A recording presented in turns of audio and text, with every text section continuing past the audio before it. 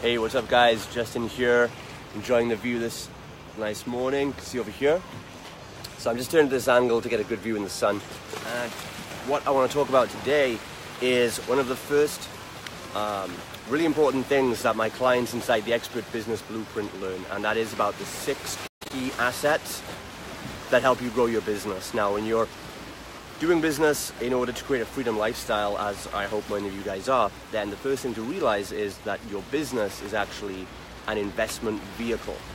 You want to think of your business as an investment vehicle. Now, any investment, whether it's a business or it's Bitcoin or whatever else it might be, real estate, every investment is made of assets. It's comprised of assets, and your business is no different. So most solopreneurs and coaches don't take the time to figure out what are the key assets in their business. Now, fortunately, in my program, the Expert Business Blueprint, I have stripped down all the basic assets, and there are 6 key assets for your business. You can find a post about that somewhere in this group. Maybe I'll link it to you guys later.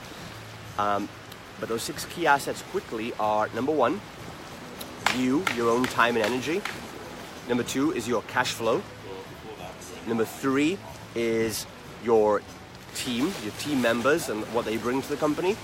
Number 4 is your social proof and level of authority. That's the whole process behind the Expert Authority Blueprint program. You've also got your connections and your network. And so you can see there's a whole load of different assets, but the one I want to focus on in this video is the first one, and that is basically you. You are the ultimate key asset. I don't just mean your skills, although it's important, but it's not critical to a business, because a business doesn't need you to have a certain skill for it to run. Richard Branson owns hundreds of gyms. He's not skilled in personal training or fitness. So just because you have a skill in something doesn't mean that's the biggest asset to the company. You can find other specialists who can do that. No, the real asset in you is your energy, your time, and your vision. Because that is the one thing that is required to grow the company forward. And as you know, when you start bringing a team, you start scaling up, you realize that when you're on your own, it's a lot easier for you to carry the vision, because it's just you've got to make it work, you've got to make money, you've got to pay your bills. But after a time, once you start getting financially stable, maybe you're at the 6-figure level already, and now you're looking to expand up, and you bring new people onto the company, it feels like things can slow down sometimes, because they don't have the same vision you do. And that's the number one mistake in businesses I see, is that nobody is enrolling their team into their vision.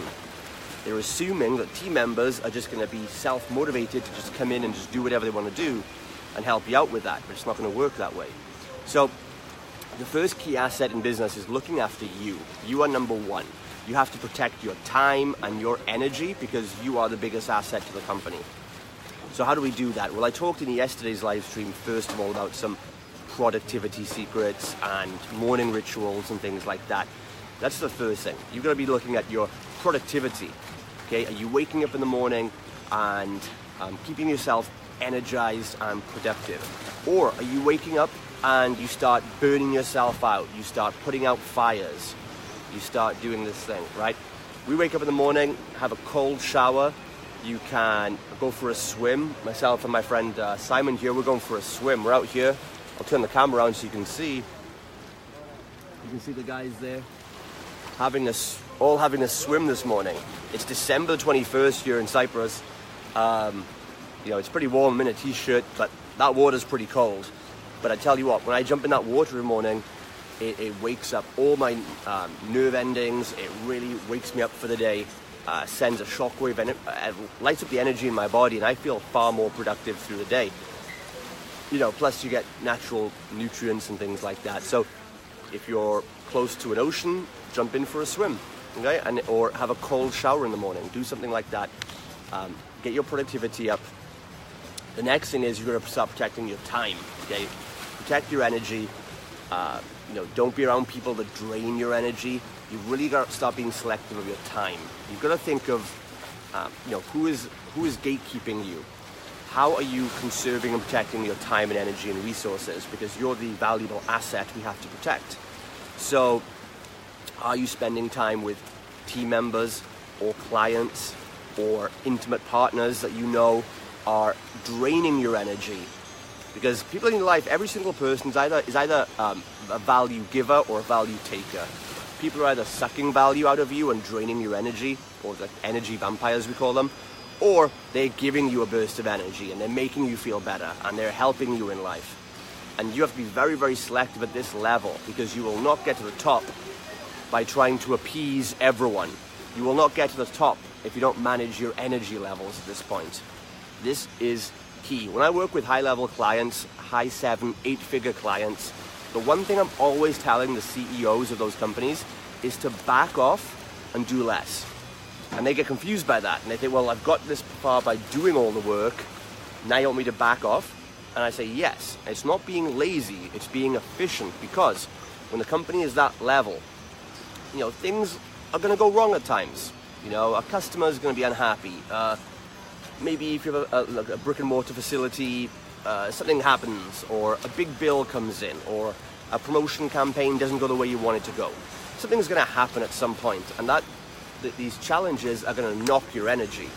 And you need to be able to rebound and deal with it, because if you fall apart inside, your team are going to fall apart, and then your clients are going to fall apart.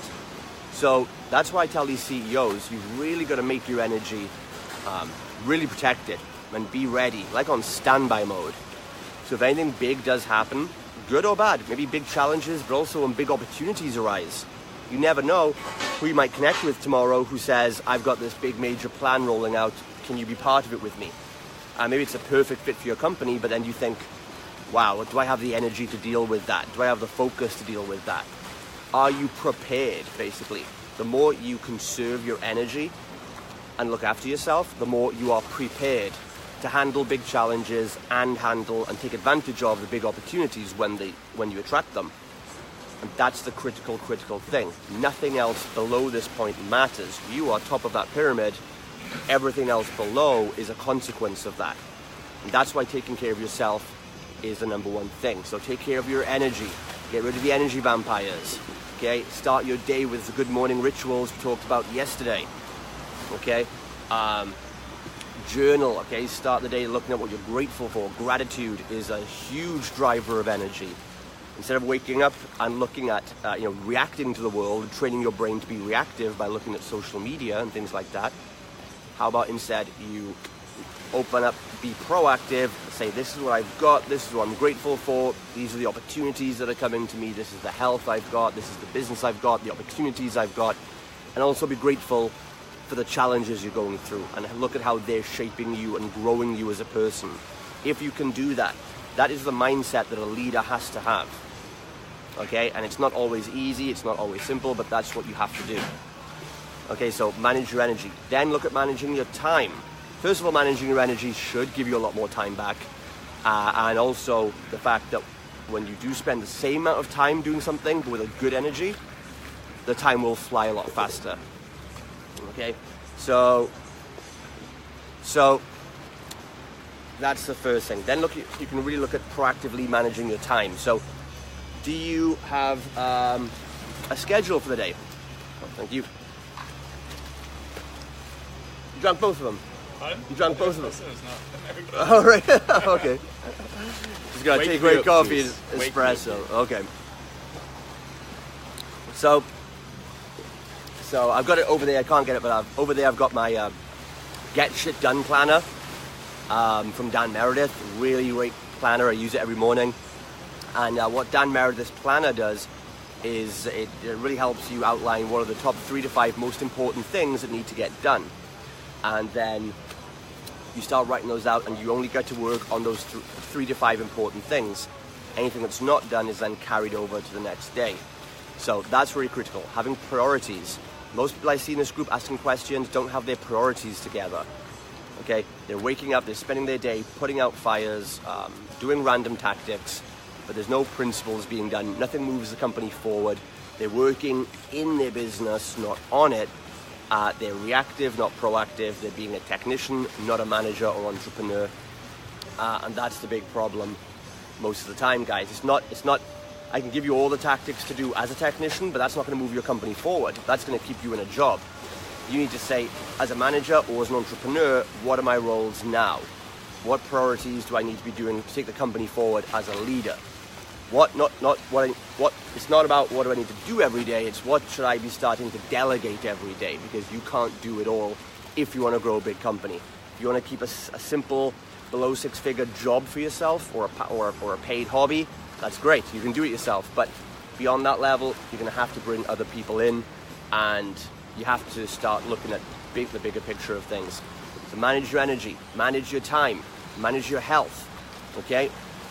Don't try and find time to go to the gym, make time to go to the gym. And like we talked about in yesterday's live stream, if it's important, if your health, therefore your energy is important to you, prioritize it and do it first. Wake up in the morning, start sweating. You don't need to do a crazy big workout first thing in the morning. I don't do that. So I lift kind of like heavy weights and explosive weights, so I don't want to do that first thing in the morning. But I wake up, go for a walk, trek up a mountain. Something that really was kick-started in me by my friend Adam McKenzie. When I was up in Thailand last month, that's when Adam had me up at 5 a.m. every morning, trekking up mountains, getting a good sweat on, and that really helps reinvigorate your body for the rest of the day.